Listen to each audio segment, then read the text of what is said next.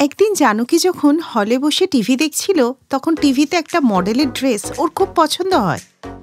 Wow, এই ড্রেসটা কি সুন্দর, আর এই ড্রেসটা পরে নায়িকাটাকে কি সুন্দর লাগছে।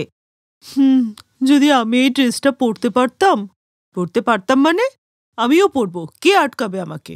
শোন জানকী, পোশাক পরার কোনো বয়স থাকে না, যখনই চোখ খুলবে তখনই সকাল। জানকী যখনই রাস্তাঘাটে কোনো মডার্ন ড্রেস পরা মেয়েকে দেখত তখনই ওর ইচ্ছে হতো ওই ড্রেস পরার, আর তাই সে ঠিক করলো এবার থেকে ও মডার্ন ড্রেস পরবে। সে টিভি থেকে ওই মডেলের ড্রেসটার ছবি তোলে, আর পরের দিন সে মার্কেটে গিয়ে কাপড় কিনে নিয়ে আসে, আর টেলারের কাছে গিয়ে ঠিক ওই রকমই মডার্ন ড্রেস বানিয়ে দিতে বলে। ও টেলার, শোনো, ঠিক করে কিন্তু গাউনটা বানিয়ে দেবে। হ্যাঁ হ্যাঁ ম্যাডাম, অবশ্যই। উনি ওখান থেকে চলে যেতেই টেলার বলে উঠল, কি জানি আজকালকার এই মহিলাদের কি হয়েছে, ফ্যাশনের নামে আজকাল যা খুশি তাই পরে নিচ্ছে, নিজের বয়সের কোনো খেয়াল নেই, শুধু ঘোমটার ভেতর খ্যামটা নাচ। ওই দিন থেকে উনি মডার্ন ড্রেস পরতে লাগলেন। কিরে বাবা অঙ্কুর, এখন তোর মাকে মডার্ন লাগছে তো বল? এই দেখে ওর ছেলেও হাসতে লাগলো। এইভাবেই কিছুদিন কেটে গেলে জানকীর ছেলে রাহুলের বিয়ে রূপালীর সাথে হয়ে গেল। নিজের শাশুড়ির মডার্ন পোশাক দেখে রূপালীও অবাক ছিল।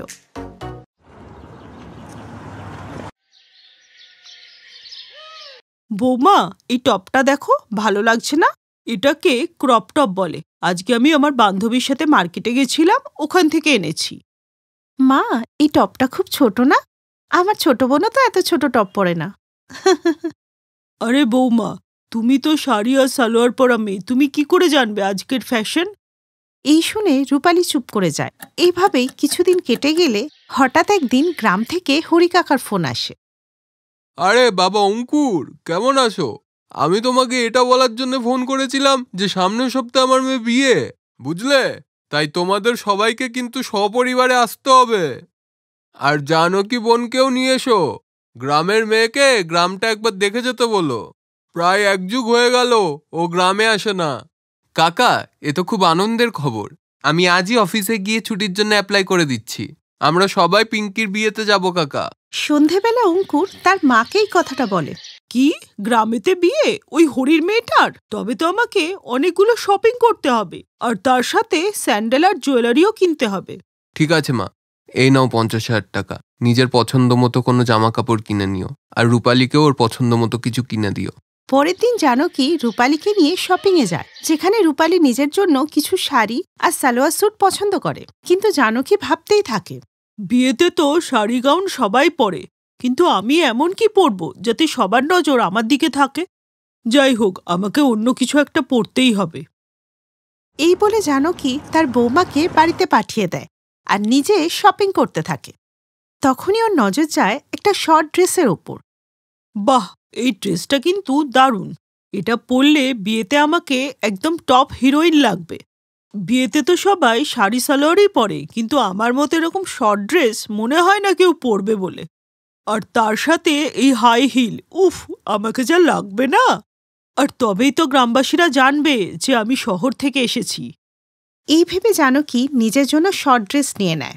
এর ঠিক 3 দিন পর সবাই শহর থেকে গ্রামে চলে আসে। সবাই জানকীকে দেখে অবাক ছিল। দেখো, সবাই আমাকে কিভাবে তাকিয়ে তাকিয়ে দেখছে, তার মানে আমাকে দেখতে একদম ফার্স্ট ক্লাস লাগছে। মা, এই আপনি কি পরেছেন? সবাই তো আপনাকে নিয়ে মজা করছে।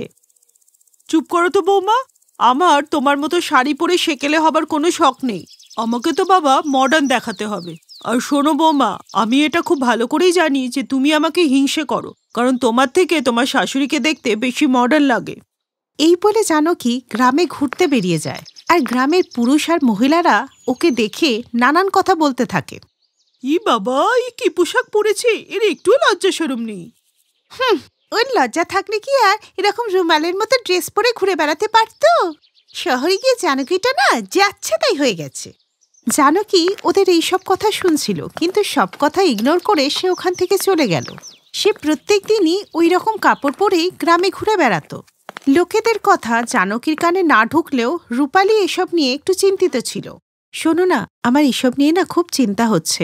মা না আবার ওর বিয়েতে এইসব পোশাক পরে, তাহলে যে সবার সামনে আমাদের নাক কাটা যাবে, কি যে হবে। না, আমার বিশ্বাস মা ওই দিন ওরকম কিছু পরবেন না। এরপর আসে পিঙ্কির বিয়ের দিন, যেখানে সবাই শাড়ি আর সালোয়ার পরেছিল, এমনকি ওর বৌমাও শাড়ি পরেছিল। আর সেখানে জানকী একটা শর্ট ড্রেস, হাই হিল আর চোখে কালো চশমা দিয়ে উপস্থিত হয়, আর মনে মনে ভাবতে থাকে, এই পার্টিতে তো আমাকে সবার থেকে আলাদা লাগছে, দেখো কিরকম সবাই শাড়ি পরে এসেছে। তখনই হরি অঙ্কুরকে বলল, বাবা, তোর মায় কিরকমের জামা কাপড় পরেছে। রূপালী বৌমা, অন্তত তুমি তো কিছু বোঝাও তোমার শাশুড়িকে। এ কি? এই শুনে অঙ্কুরের খুব রাগ হয়, আর সে মাকে গিয়ে বলে, মা, অন্তত আজকের দিনে তুমি একটু আমার সম্মানের খেয়াল করতে।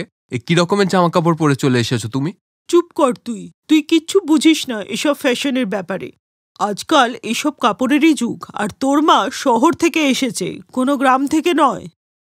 মা, এই ধরনের কাপড় পরতে কোনো সমস্যা নেই, কিন্তু কাপড় পরতে হয় পরিবেশ অনুযায়ী। বৌমা, তুমি একদম ঠিক কথা বলেছ।